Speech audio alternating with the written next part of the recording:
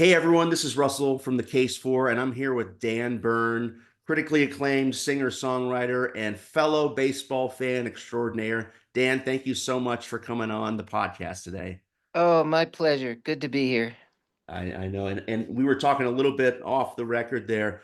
You sent me a song this week, which really made my week. This is following the fires in LA. I've got my Angels hat, my Dodger shirt, trying to send a little love. You Mm, sent me a song in preparation for this episode where you break down the list of players on the baseball writers ballot. You want to tell yeah. us a little bit about that? Well,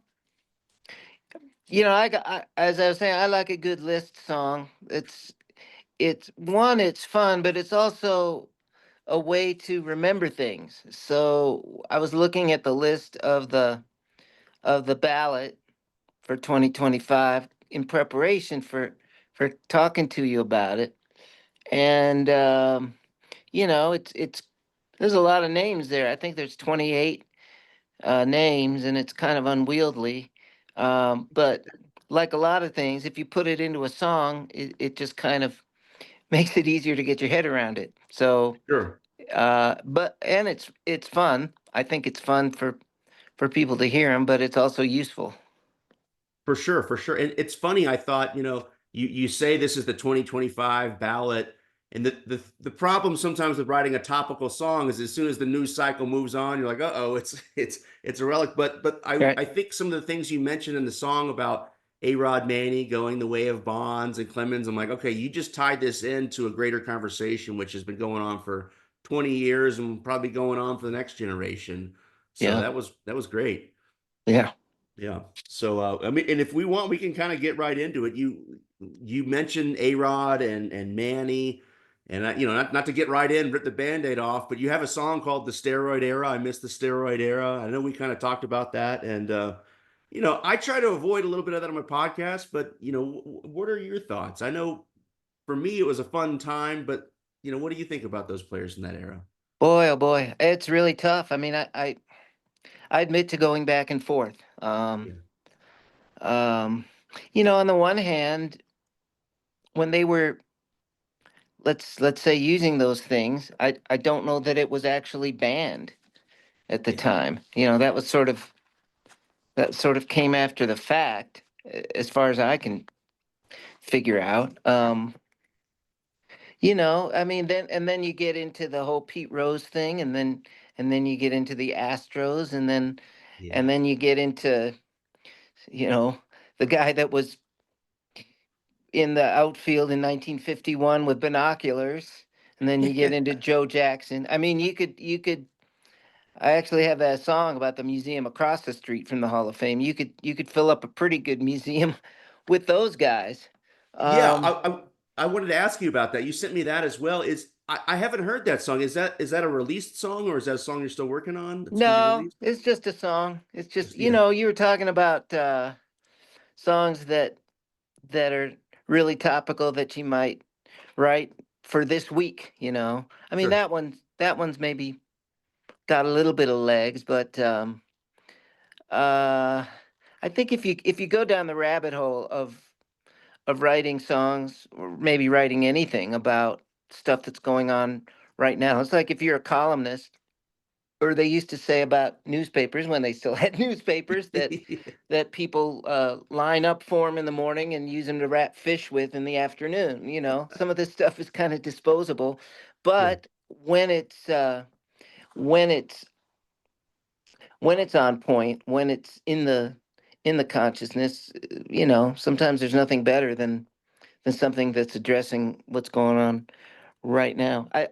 I didn't really answer your question. No, that's okay. Yeah, that's good. I mean, Yeah.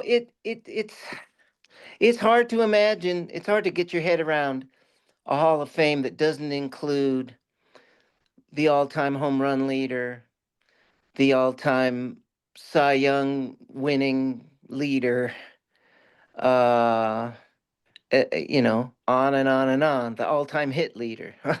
Exactly. um, Wild. so it's difficult. You know, uh, maybe asterisks is the way to go. Um, the Hall of Fame starts to look a little bit shabby without those guys and without their stories, honestly. Sure. And there's a point where you're in there and you start asking questions, especially if you're kids saying, "Hey, well, what about why isn't Hank Aaron the home run leader? Oh, there's this guy we don't talk about him here, but his name's Barry." Or, so Yeah.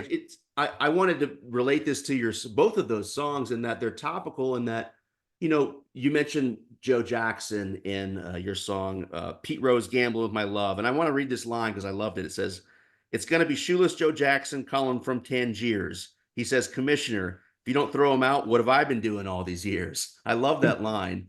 And the Black Sox scandal was over 100 years ago, and we're still talking about it. So I I don't know what's going to play out in the future, but it's already been a few decades. I think this steroid era thing is going to be something that baseball fans are going to be mulling over for a long time to come. So I think your songs are very both topical and long lasting in terms of the subject matter. So I mean, at some point, I feel like we're going to start having genetic engineering to the point where they're going to look at steroids like we look at eating a piece of candy. I mean, that's just my that's just my gut feeling. It's going to be, I think, more and more difficult to to keep those guys out, but at the same time, the more time that goes on, I mean, look, who we got on. We got Manny and and more to the point, A Rod. A Rod and Still, Pettit had a suspension too. is that why he's not really? Because I was wondering about him. Because like it looked like from the voting in recent years, he's been given no real consideration at all, And and yeah. and it seems like under normal circumstances, it seems like he would be way up there. But I guess he's part of that shadow too, huh? Yeah, and Pettit's I want to bring up your song about Pettit, but Pettit's an interesting player because you have the all-time home run leader, you have A-Rod, but then there's these players that are already sort of borderline Hall of Fame candidates, and you add PEDs.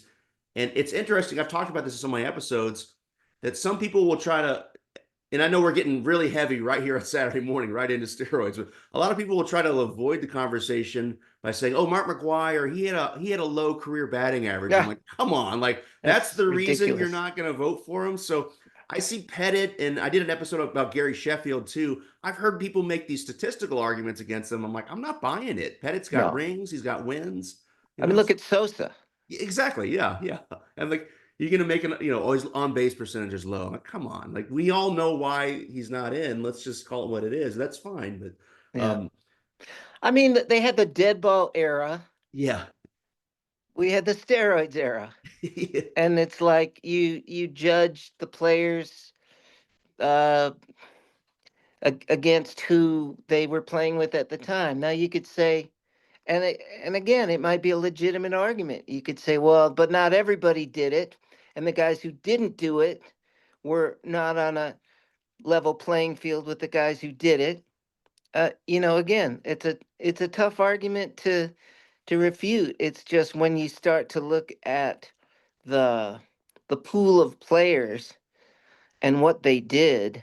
I mean, it's pretty staggering. I mean, many people have said, well, Bonds was a Hall of Famer before he took Sure. anything, and Sure. that's Yeah. true too. But also Pete Rose was a Hall of Famer before he did what he did, and Sure. and and that seems to be a disqualifying factor.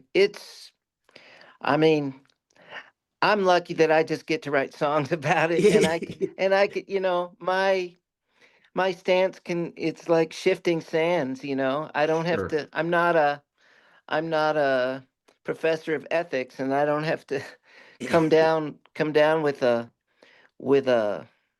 firm unchanging stance. I don't know. Yeah, and you mentioned you're a songwriter. That's a great time for me to pivot from heavy Saturday morning subject material. And I'll just say, my opinion, this conversation is one that will be going on for years and years and years. And it's going to be take the time and the cumulative effort of multiple conversations like this and barroom talks. And eventually Yeah, at some point, we're going to reach some sort of ethical consensus, but not this Saturday morning as you're getting yeah. ready for your tour. So I would say it doesn't seem, a lot of times if a player's borderline, it seems like later on the veterans committee is the one that lets him in. But from what I can tell, it doesn't seem like those players on a veterans committee would be terribly sympathetic. I don't know what you think. No, and that's funny you say that because Bonds and Clemens have not really had a good showing on the recent veterans bouts because it's comprised of players and a Right. lot of former players, especially ones who maybe, weren't in on the juice or something, were saying, Right. no, no, no. Because I've heard like Frank Thomas has talked a lot about, hey, this person cheated or that person cheated. So I'm like, Frank, not everyone was born 6'9", 400 pounds. Like, you had a little bit of a natural advantage. I'm not making excuses for guys, but it's like some people had Yeah. to find some strength another way. But I do want to pivot. We could talk about this ad nauseum, but Yeah. I do want to pivot that you do have a little bit of credibility in terms of the Hall of Fame discussion because Dan, you're a Hall of Famer yourself in the Iowa Rock and Roll Music Hall of Fame Association. You want to tell us a little bit about that? Well, I mean, it's nice. It's nice to be in any Hall of Fame. Sure, I'm in my high school Hall of Fame, and I'm in the Iowa Rock and Roll Hall of Fame. I'm not yet in the Cleveland based Rock and Roll Hall of Fame. I'm not yet in the Cooperstown Baseball Hall of Fame, but you know, life is long. I mean, I've written hundreds of baseball songs, so who knows? sure, Uh, yeah, uh, no. but hey, uh, I, you know, it's fun. Yeah. I'll say Well, that. the Iowa Rock, if you're listening out there, the reason Dan's in the Iowa Rock and Roll Hall of Fame, Rock and Roll Music Association Hall of Fame, is because you're from Iowa, Mount Vernon, Iowa, correct? That's right. Yeah. I wanted to ask you, how was baseball a part of your life growing up in Iowa? Well, so we didn't have a major league team, obviously. Sure, A lot of people liked the Cubs, where I was sure, from. Um, I approached the game when I was very young, really more from a literary standpoint. I read every baseball book that was within reach, whether it was the, I mean, I can still quote the first line of the Babe Ruth story as told to Bob Considine. I was a bad kid. I say that without pride, but with the feeling that it is better to say it. I mean, that just that's great. that just struck a 9-year-old kid to the bone. Sure, Uh, so I was a Giants fan. Again, I read the Willie Mays book before I read the Mickey Mantle or the Sandy Koufax book, maybe by a week. So I started sure, following the Giants that way. Later, much later, well, I was in Chicago right after college, so I went to Wrigley, 40 times sure, a year in those of in course. those years. And then I moved to Los Angeles, and then it was Vin Scully every night. Um, so my allegiances have shifted based on where I've lived, but also because I read so much about the game and the players and the great, the great stories and the great myths, the Black Sox, Sure. and the Murderers Row and Louis Alexis and Ray Chapman and all that stuff. Yeah, It. So maybe that's also maybe why, even though I've followed the game passionately, a lot of times, depending on where I was and which ballparks I was near. But sure. I think maybe as a songwriter, it's allowed me to approach it from a lot of different different ways. And sometimes I've lost friends because it seemed to people that my loyalties were not what they should be. But hey, that's just the way it goes. Are you talking about loyalties to particular teams? Yeah, I have that problem too. I mean, I'm wearing it. I grew up in Atlanta, diehard Braves fan, but I have this Angels shirt and or, I'm sorry, Dodger shirt, Angels hat, and yeah, I've had friends say Dodgers, and I said I know, and I was gonna wear this for the show because I know you like Jackie. I got my Jackie hat, and I said, well, if I wear a Brooklyn hat with the Dodgers shirt, it works. So I yeah, know it what you're does. saying. So because when you move around the country, you cheer for the you start picking up little teams. And you mentioned that in your song. I'm kind of skipping around a little bit, but Golden Voice of Vin Scully, you say, "I still root for the Yankees back east." And then, so is that like when you're traveling? You pick up on a team when you're traveling somewhere or where you're living somewhere. Yeah, and Yeah. it's surprising, maybe alarming, I'm not sure, depending how you look at it, just how quickly I will, y- in '05, in the first season of the Nationals, I Yeah, happened to catch a game. It was before Nationals Park, so it was RFK, and I saw one game there, and I kind of followed them for sure, a couple seasons, and I find that's oftentimes the way it is. You see a team in person, um, it just changes things, and sure. then you start kind of looking out for them. I mean, it's it could, you see a college game, you see a high school game, certainly you see a pro game. Yeah, I I mean, in a lot of ways, I feel like I'm able to experience the game maybe more richly because of that. Sure. But other people would be horrified. I know. Yeah, yeah. You talked about the myth. I think I'm putting words in your mouth. I don't remember the exact word. Talking about sort of the myth of baseball. I was watching another interview and you talk about the lore, how baseball. It was with Victor Janflone, the interview. You mentioned how baseball has great lore, and you love to. I'm going to quote you here: immerse yourself in the lore. It sounds like Yeah, that's what you did as a kid, reading the books. Um, 100%. Yeah. yeah. I mean, it was. I didn't see a major league game until I had graduated high school. I Oh was wow, 18 years old, and I took a train trip out west with my best buddy, and we saw a Giants Dodgers game that's in cool. Dodger Stadium. Awesome. Um, Wildman Fisher was in the outfield bleachers with us singing songs, and the whole thing was a great spectacle. I mean, just watching him warm up and just watching him make those long straight throws in the outfield, Yeah. where the ball just seems to glide on a rope forever. I mean, it was an indelible image. And then I saw a game in the Kingdome, Oh which wow. was later imploded, uh, Yeah. Detroit and Seattle, just a week or so later. So that was the beginning of seeing it in person. But up until then, it was mostly stuff, all those all those books I had read, and the radio, you Sure. know.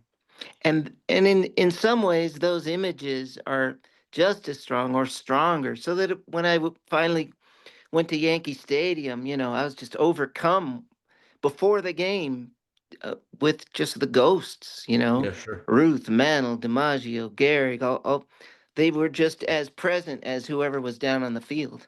It's emotional. Yeah. In baseball, I feel like more so than other sports has that aspect to it because of I think some sort of the slowness of the game. People talk about speeding the game up. I said, no, when you bring it down, it's a respite from sort of the hustle and bustle of the world. And then it allows, this is my opinion, the lure to sort of seep into the game. So I'm I glad agree you, totally, yeah, totally agree. I mean, um, it allows for thought, breath in between. I mean, this probably brings up the whole aspect of the pitch clock, but sure. I find it troubling because of that very aspect. Sure. It may be more in line with the pace we live our lives now. It may be necessary in some way to compete with other sports, but there's something regrettable about it too. Sure, I agree. We're ripping all the band-aids off, getting into all the controversy, steroids, speed It's pitch right clock. there. Yeah, let's get into it. I wanted to ask you, we can't talk about baseball lore in Iowa without talking about Field of Dreams. In Yeah. 2024, of course, we lost the great James Earl Jones. And I wanted to ask you, if you have a pulse and any sense of emotion, it's almost impossible to watch Field of Dreams and see James Earl Jones' baseball speech without being emotional. And I want to ask, does that movie sort of hit you a little bit differently because you're from Iowa? Or is it just another movie to you? Or is there a personal connection because of being from Iowa? Not really, Sure, because that movie and building that field happened much later for me after I was living in LA when that happened. I mean, of course I saw the movie, sure, and it was an interesting sort of sidebar for me that it was based in Iowa, but it's not something that I grew up with in that sure. way. And if I had been born maybe 20, 30 years later and maybe made a pilgrimage to the field every year, um it might well have felt like a part of my personal lore, but not so much in that way. Yeah, that's great. I want to pivot a little bit here because I know I told you we are going to talk about your songs and sort of get into them. So I want to ask you some background questions. Full disclosure here, one of the reasons why I want to interview you, not only do I like baseball and baseball songs, and I know your baseball songs, I'm also a huge fan of your music. Your both your baseball songs and what I call your secular songs, your more traditional folk music, introspective, singer-songwriter type songs. You have the ability, I'm going to compliment you here a little bit, to not only write songs that are specifically about baseball, some of which are Hmm. fun, some of which are silly, some of which are more serious, but I Hmm. love the way that in your, I don't want to use the term regular or secular, Yeah. but in your more traditional songs, you find these beautiful ways of weaving in baseball references. And I wanted to ask Mm. you little bit about that. Probably my favorite song of yours off your first album, The Wasteland. You've got the great line about Joe DiMaggio. And if you don't mind, I'm going to read it for our viewers Oh, here. yeah. You say, I saw dead Marilyn Monroe strung up on every street corner in Hollywood like some two-bit whore offering a discount rate, and I wondered how Joe DiMaggio felt. And I thought that was a beautiful line. I wanted to ask, were you consciously trying to invoke baseball, or is your process where you just, what was going on? Well, no, not at all. Yeah, I because because I'm so steeped in the game and the lore, sure, it's just part of the fabric of stuff I draw from. sure, Um, in fact, when I made my first quote unquote baseball record, the Doubleheader record, sure, um, every single song on there was not written specifically to write a baseball song. Most of those, well, I mean, maybe those are baseball songs, but I wasn't usually, I think for years, just because I went to the games so much, especially Wrigley and Dodger Stadium, and I often go by myself, and then sure, you're sort of there with your thoughts. yeah, And so these things would just come out, but I wasn't specifically thinking of like this is a baseball song. This is in a separate pile from the other ones. They were just songs, and every year it seems like I would write one or two of those, and then suddenly at some point I had a whole big pile of them, and we made a whole record of them. It wasn't until in the last 4 or 5 years when I started writing songs specifically for the Tony Kornheiser Show, okay, uh, yeah, that I started thinking more in terms of songs that would appeal to that audience. And so sure, I've written many, many what we'll call baseball songs since then to sort of add to my pile of those. But um, I think that's why I kind of like, especially that doubleheader record. I like those songs because they weren't. I wasn't looking to write quote unquote baseball songs, but they just came out as songs that had that stuff woven in. yeah. And I wanted to mention one other song that off your second album, 50 Eggs. You got the beautiful song "Oh Sister" about your sister that has the line, "Where would Willie Mays have been without Jackie Robinson?" And I'm like, wow, it's a beautiful, touching song about your sister, and you're weaving in this Jackie and Willie mentorship. I'm like, that's a beautiful, analogy. Is that again something that did it just come out in the writing? Is that I the think fabric you were so. drawing from? Yeah, Yeah, I think it just comes out. If you're I was writing about my sister who's older than me, who kind of paved the way for me in a lot of ways. Um, and so that the image of Willie, who had always been a great hero of mine, and Jackie kind of having paved the way for him, it just seemed like a natural way to get get something across without having to state it specifically. It's just like you hear that and you kind of understand what's going on.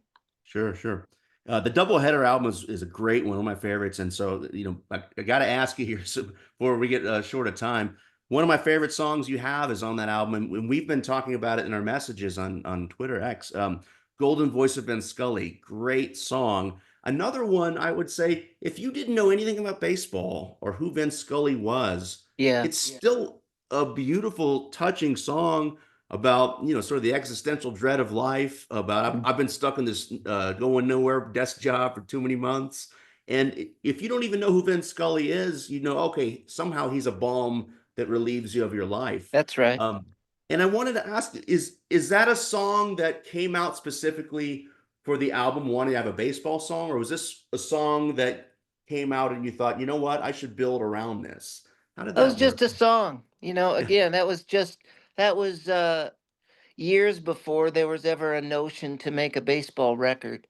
Um, the only song on that Doubleheader record that was written specifically for it was the one that Eric Cuffs wrote. It was a fantastic song about the Buckner one, when my Buckner moment comes. And That's a great one. he was like, well, you've got all these songs. I want one too. So he wrote that. It's like, what a great song. Um, but yeah, I was back in LA, and uh I don't know. I there's a lot of loneliness, I think, in my life, a lot of different times, and the void so often I've filled with these great with these great voices and these great personages behind these mics. And sometimes, man, when I was in Iowa and growing up in the summer nights, when there's no interference, you could hear 6, 7 games from Texas, Cincinnati, Minneapolis, Chicago, Kansas City, just and these guys are like, I don't know, they become your lifelines Sure, in a way. And Vin probably more than anybody for me, just because I lived in LA so much and because he's so great, sure. obviously. Great Vin Scully, for sure. I wanted to ask a little bit. I'm going to get into a few more of your baseball songs, but I want to ask just about the idea of being a songwriter, critically acclaimed, successful songwriter that has, again, your more, traditional folk introspective songs and also some baseball songs. There's not a lot of people that have sort of followed that mold. And the two that came to mind for me is one, John Fogerty, who really only has the one song. He's got center field. But the one that really came to mind for me was Steve Goodman, who, for listeners listening, wrote some of the most beautiful, iconic Americana tunes, City of New Orleans, You Never Even Call Me By My Name, the Dave Allan Coe song. Actually, it was him and John Prine that wrote it.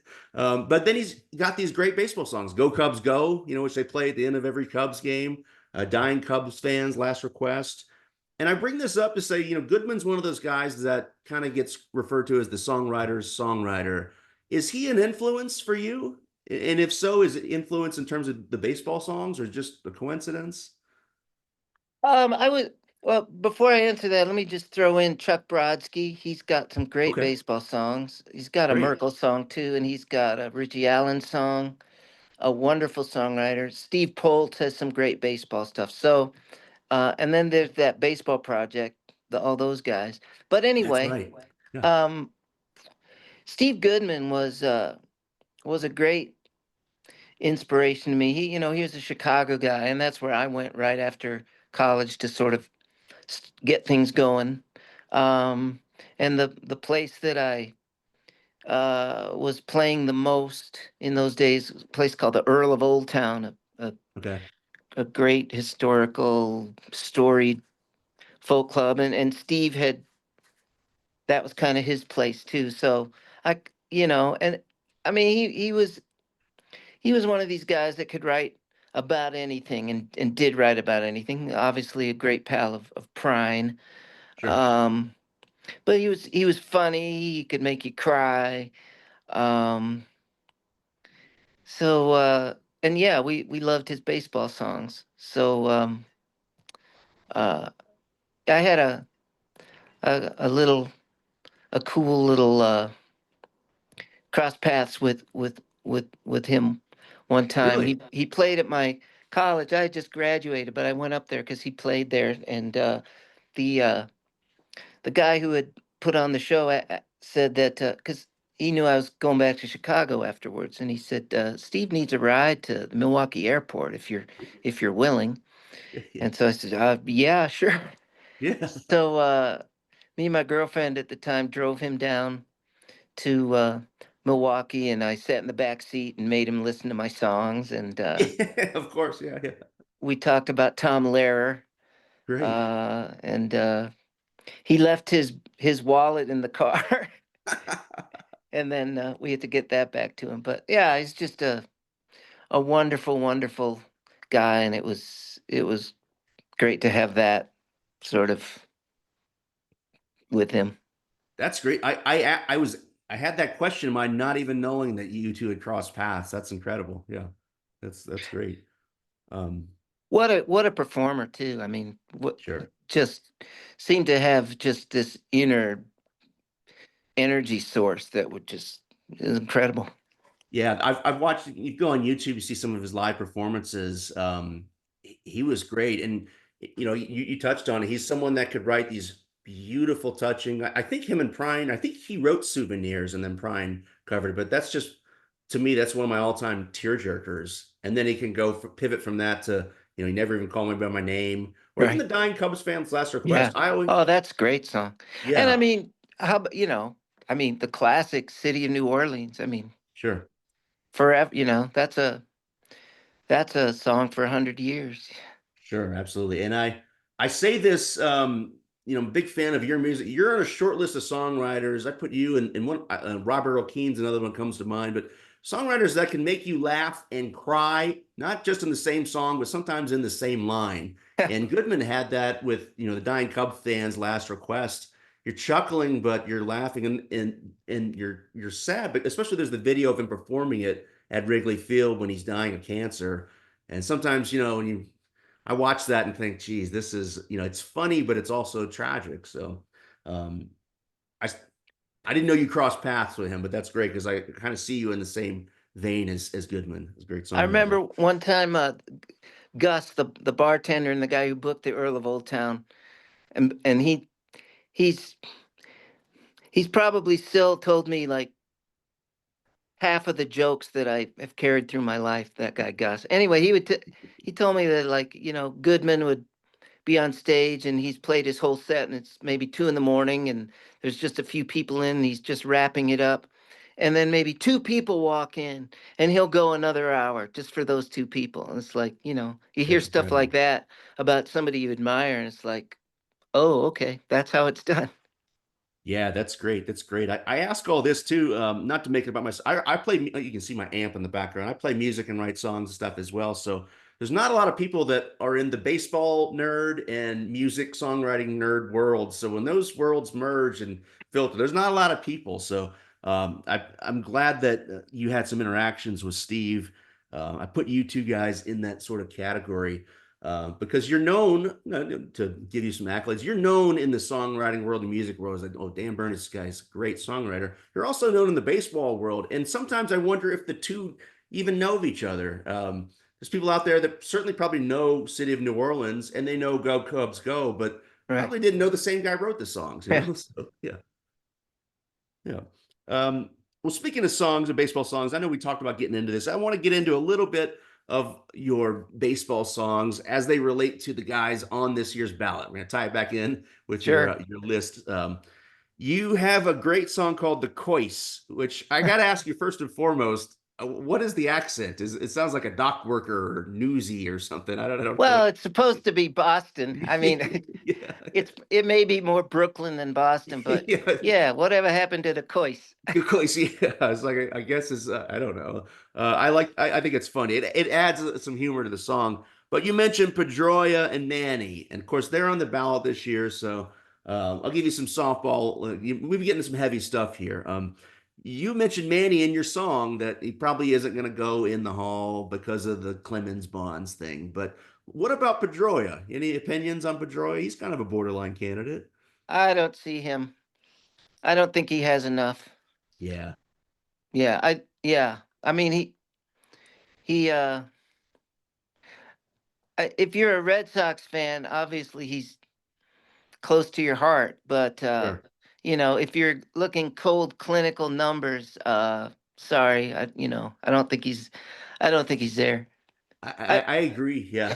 He was an MVP and I believe rookie of the year and had a good career. But it's funny because you've got Ian Kinsler, Dustin Pedroia, and Chase Utley on the ballot, all second basemen, all very good players, but kind of the shorter careers. Um, there's been a lot of discussion about Chase Utley on the Hall of Fame Twitter discussion, and a lot of people are very passionate about him. But I think Kinsler on paper might be the best of the three, but I don't personally see any of the three getting in. So, but people can disagree with me. I want to also talk about Tommy John surgery, and I'm going to tie that in with the veterans ballot that just came out. I meant to ask you earlier, but of course, got to mention Dave Parker and Dick Allen got voted in the Hall of Fame this year. Were you big fans of these guys growing up? Crash and the Cobra? Yeah, yeah, I like both of those guys. Yeah. I got to see Parker when he was with the Reds, Cool. um, out in San Diego, and at that point in his career, he just seemed like the big daddy. He Yeah. it was he had a he had a long great career. Allen, he was with the White Sox when I sort of was more familiar with him. I mean, both those guys, phenomenal. Yeah. Yeah, great players. Um, and I bring this back to your song, Tommy John Surgery, because of course Tommy John was on the ballot this year. I did an episode about him. I think he's a Hall of Famer. Um, before we get into the song, just do you have any opinions on Tommy John as a Hall of Famer? As a player or as Yeah. a personage? Well, that's the thing. I think you can't separate the two. I think his legacy with the surgery. The story is Frank Jobe could have done this on Sandy Koufax a few years ago, or Mm, a few years prior to John, but then ended up doing it on Tommy John. So, think he could have, if the roles had been reversed a few years earlier, he could have saved Sandy Koufax's career. I mean, think about how many careers have been saved with Tommy John surgery. I don't think you yeah. can separate it. So I mean, I can see a plaque to him. I can see a plaque about him. I don't sure. know. I don't know if I'd put him in the actual hall, Yeah, but I fair. might have, I might be missing something. Yeah. I focused, so he had 288 wins. I told you I wasn't going to quiz you on stats, Sure. but yeah, so and I'd have an episode about him, but a lot of people call him kind of a compiler because I guess the knock on him is he had a few seasons he was good, but he never had like that elite season of oh yeah, and 72 he won, 30 games or whatever. So he was just kind of a consistently good player. And he's not in the Hall of so your opinion is, a lot of people agree with you because he's not in the Hall of Fame. So but I want to talk about your song, the Tommy John Surgery. And I had to ask, are those your kids on the song singing? Yeah, Yeah, that's my daughter Lulu. yeah, that's great. Um, and tell me about that a little bit because the song sounds a little critical of Tommy John surgery as it relates to having kids, have to undergo Tommy John. Is that what you're going for? Well, no, I mean I'm not critical of the surgery. Sure. It's a it seems like it's happening more and more and younger. So it's really just a satirical uh device to to say that, the get your it's been a few years, but it's like get your kids Tommy John John surgery surgery. today. Yeah, yeah, Don't wait. Get it when yeah. they're 9 or 10. You're almost like a Um, sales pitch. Like you're outside, hey, come on in, get your kids Tommy John surgery. get it now. Yeah, A lot of this stuff is just seeing the trend and sort of making it um absurd, taking it to the absurd. That's what a lot of this stuff is. That there's a song I miss the steroid era, you yeah, yeah. That know. was next on my list. Yeah, yeah, yeah, Yeah. I mean, uh yeah, a lot of it is just really having fun with it. sure, Seeing what the trend is, or going against the popular opinion and sure. taking things to an absurd level. Yeah, yeah. That's that's kind of the fun of it. Yeah, it's funny because I mentioned sort of mixing the songwriting and baseball world. We're blending ideas here, and I don't know if you've seen it, but when John Smoltz was inducted into the Hall of Fame, he had Tommy John surgery, and he talks about Tommy John surgery for kids and somewhat critical. I mean, he can't be a hypocrite because he had it himself, but one of the things he talks about is something that people in the baseball world talk about, and that's having your kids play different sports year round because the strain on an arm of a young kid who's pitching summer ball, fall Yeah. ball, the winter ball, throwing 7 innings or whatever. So that's one of the things I took away from the song is sort of the same concepts that John Smoltz was trying to espouse, saying, hey, go Yeah. easy on your kids. That's right. Yeah, Tommy John's not a band-aid because if they have it when they're 12 or 13, they're probably going to need another one when they're 24, so, it's Yeah. I mean, yeah, McEnroe always used to talk about that, about, you know, different sports. yeah, Um, I might be in favor of rule changes which necessitate pitchers pacing themselves rather than coming in and gunning it for an inning or two. sure. I I think I see that some of that has been proposed. I've thought about that for a while. If a starter has to throw six, he's not necessarily going to be throwing 102. Let I'd like to see more Greg Maddux in Yeah. in the game than Sasaki. Yeah, well, I think either Maddox, I've heard other people say that, Maddox was a pitcher, not a thrower. And there's a difference, the art, the painting of the corners. And he did have some speed, especially in his career, but towards later in his career, his fastball dialed back and it was just about changing speed and position. And I think that, Yeah, yeah, yeah. I mean, I enjoy a pitcher's duel so much. I enjoy, Smoltz against Clemens, and you're oh, gonna see them duel it out for 6, 7, 8 innings, and when the starter's out after 2 2/3, and then you get eight eight guys in between throwing to two batters each, it's it's a different game. It's almost like some kind of home run derby rather than that that that aspect of the game. I mean, the pitcher's duel sure. is something that I feel has been a little bit lost. And Absolutely. and I think we're allowing them to blow their arms out Yeah. in Yeah. that same way. Yeah. I don't know if you've read it or not, but have you read Jeff Passan's book, The Arm, all about Tommy John surgery? No, I highly recommend it. It's really good. And again, we're ripping all the band-aids off, getting on all the heavy conversations here Saturday. But why not? yeah, he gets into a lot of reasons why there's a lot of Tommy John surgery and with youth sports and stuff. Great read if you're into it. Not as mythological as the Babe Ruth story, but a lot more nuts and bolts of what's a problem in the modern sport. Um, I want to talk. You just mentioned John McEnroe, and I'm glad you did because again, I talked about that Victor Janflone interview you did, and I might be misquoting you. If I am, let me know. But he asked you about some of your musical influences, and you listed John McEnroe as I an did. influence. Yeah, and, As a musical influence? and he may have been asking more of influences in terms of your Sure. art because you're a painter, a novelist, a songwriter, but I'll ask you now, not to hold your feet to the fire in a prior statement. Like, how has John McEnroe influenced you artistically?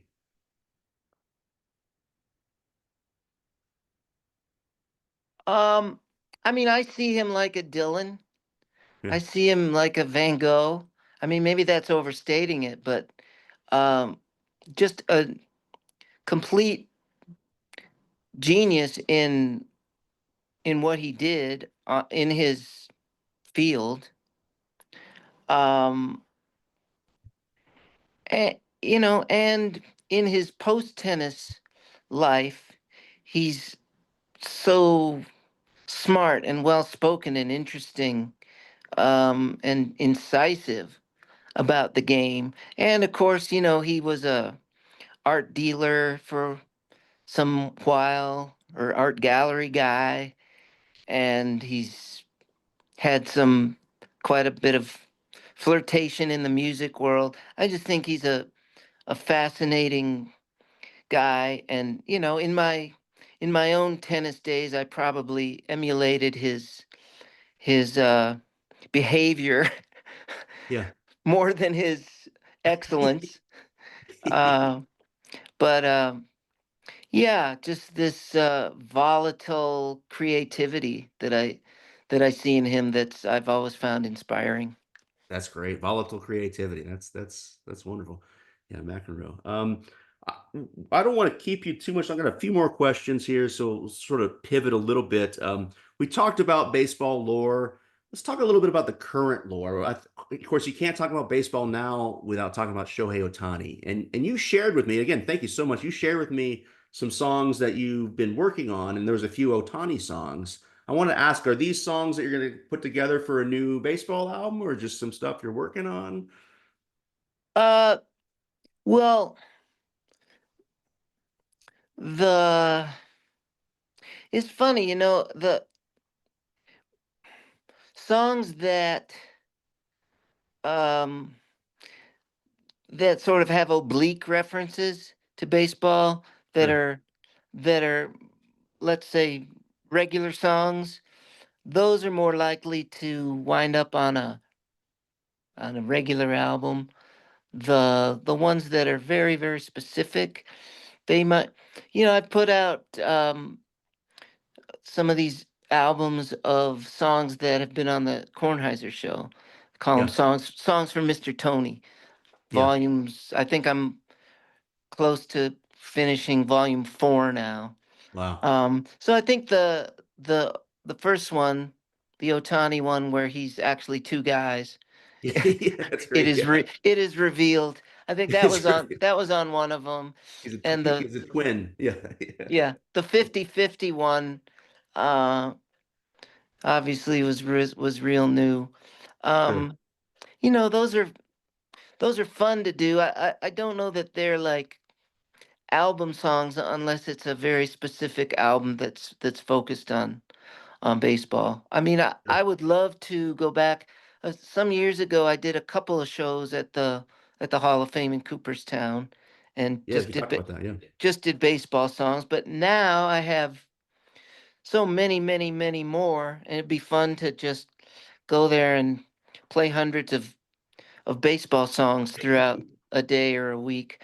One thing I got to do uh, a couple times recently, the Syracuse Mets are Okay. affiliated with the Kornheiser Show, or they've become affiliated with. They've had a couple of nights where they kind of honor the show and the fans and people, and they have all these. And so I've got to go out there and throw out the first pitch and sing the Awesome. anthem and that kind of stuff. But the most fun and interesting thing is I've got to be in the booth for an inning or two with those guys. That's cool. And the first time I think I just did some play by play and whatever. And the second time we started doing this thing where they would do the play by play, and in between pitches, I would play bits of these baseball songs. That's awesome. And that felt like, oh, this could be something. So that might be something.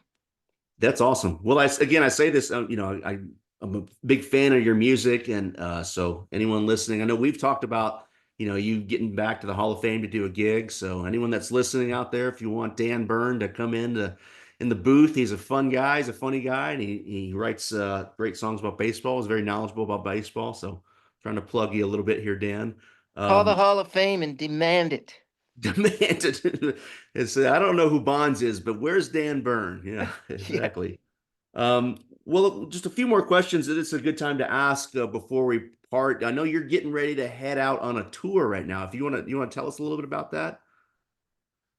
Um, I don't know what to say about it. Just going out and playing some shows. Yeah, Starting out in Florida at something called the 38 Festival, which is really cool songwriting festival. A lot of hundreds of really fine songwriters and some cool venues. And then yeah. I'm just heading up the coast, doing some shows with a guy named Jeffrey Gaines I love Jeff and Gaines. Yeah.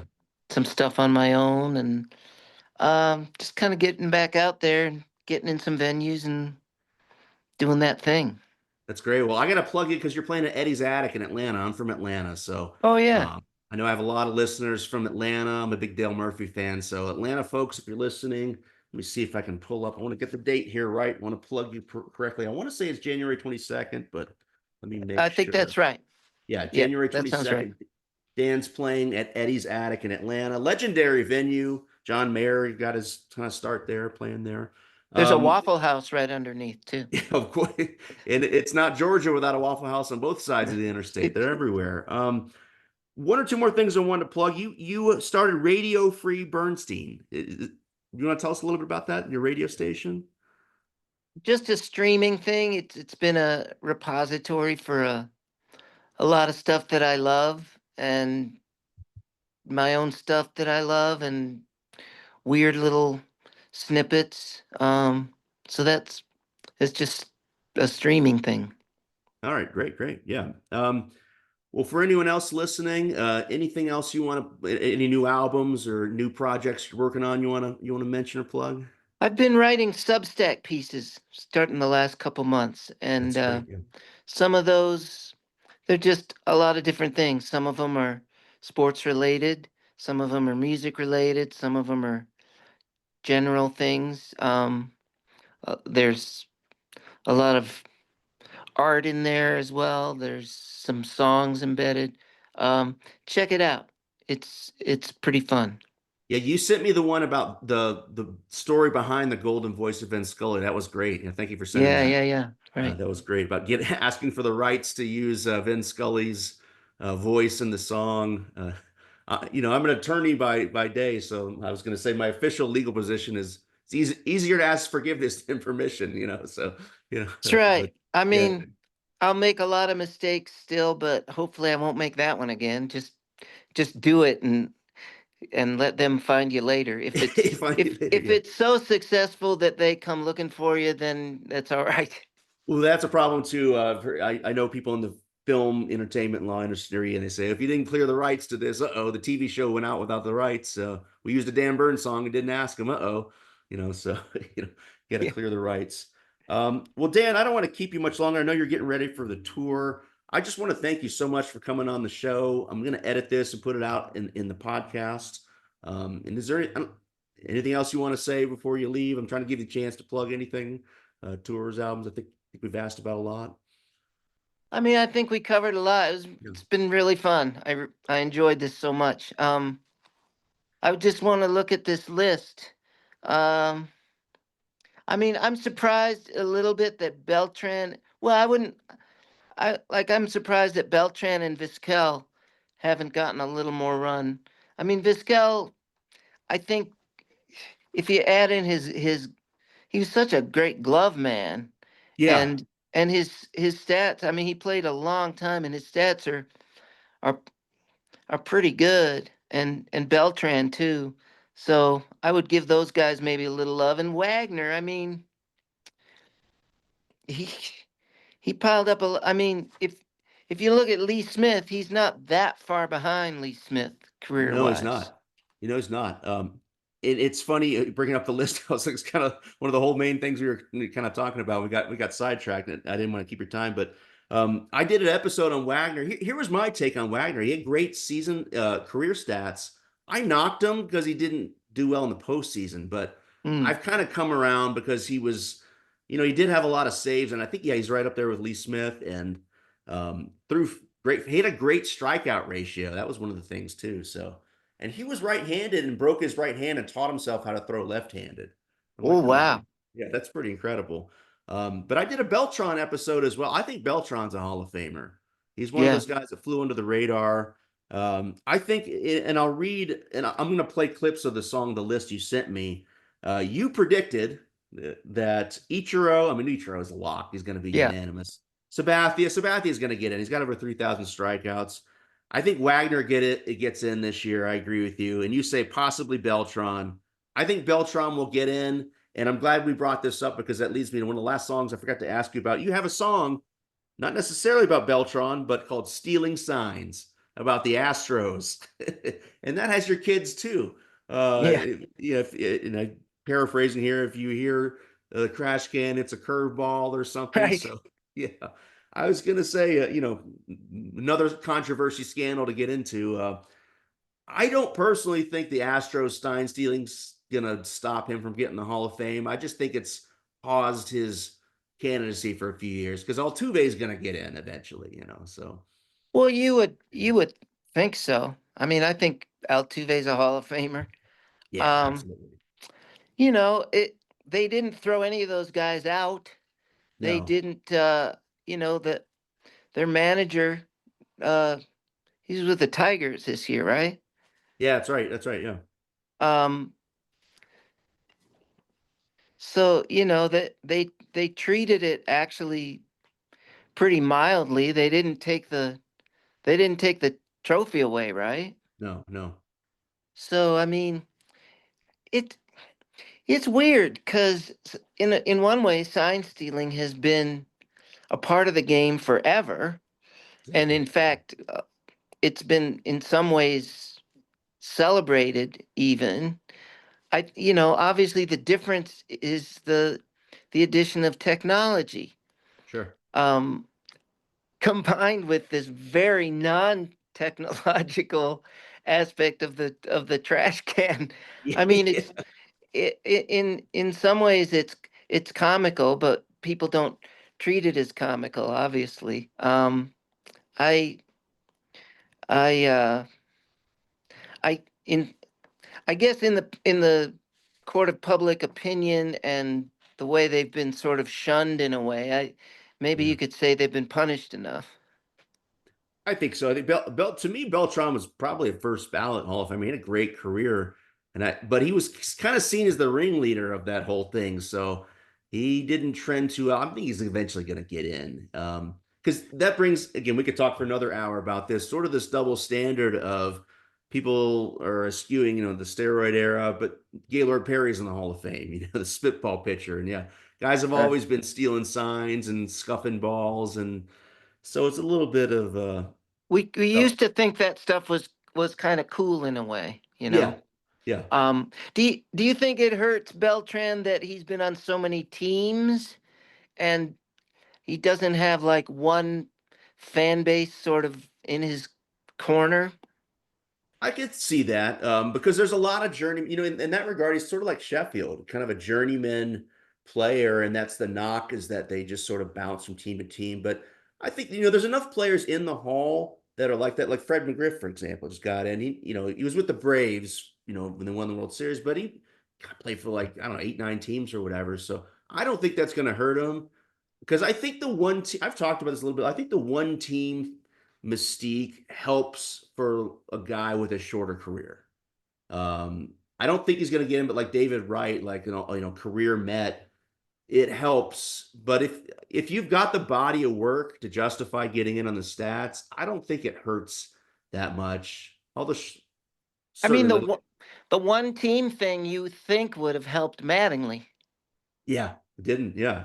And that's the good time. I'm glad you brought that up because I've talked about it on my Twitter. The veterans, what we used to call the Veterans Committee, now I think it's the contemporary era, going to be voting in December 2025 based on who was on their ballot, I believe it was 2 years ago.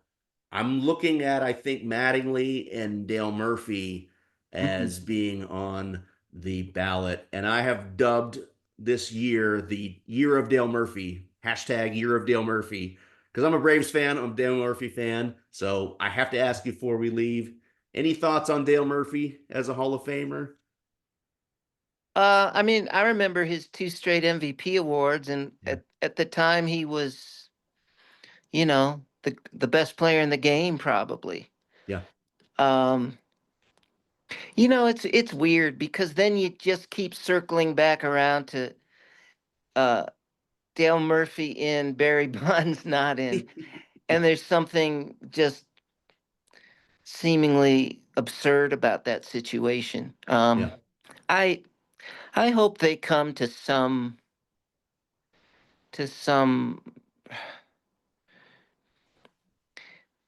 kind of thing that makes that feels like there's some common sense to it. Yeah. I it just gets weirder every year. Sure, sure. I think the Veterans Committee ballot has been unclogging this backlog of worthy players like Parker and Allen that deserve to get in. But I think eventually we'll reach some sort of consensus with this area. Like I said, it's 1,000 of these conversations over the next few decades that's going to come to some sort of consensus because I think a Yeah. lot of us are just tired of talking about it. But it's Yeah. sometimes you just celebrate the players and the memories, and it is what it Well, is. here's what I hope. I hope that if they do it while they're still alive. There was something really sad when Pete Rose died, and you Sure. realize that they hadn't put him in, and maybe they will at some point, but he won't get to see it. Yeah, I talked about that in my episode this year about the Veterans Committee and sort of prioritizing the living. Yeah. I think it's a valid point, and Dick Allen, didn't get in until after he's dead, and Louis Tiant passed away this year and had said, "Hey, if I don't get in while I'm alive, don't even bother Don't voting me." bother. Wow. Yeah, it's kind of sad. So it's why I was so happy to see Parker get in. He's in his late 70s, I think. He's got Parkinson's, so it's like, come on, guys, let's get. He deserves to get in. Let's get him in while he's still here. Well, So I'm glad the Iowa Rock and Roll Hall of Fame saw fit to put me in while I me was too. able to enjoy it. Me too. Yeah. And with that note, Hall of Famer Dan Bern, I want to thank you again for your time. I'll mash the button and stop the recording, and then I got a couple things, just housekeeping matters for you. But thank you so much, and I'll sign off here. Thank you.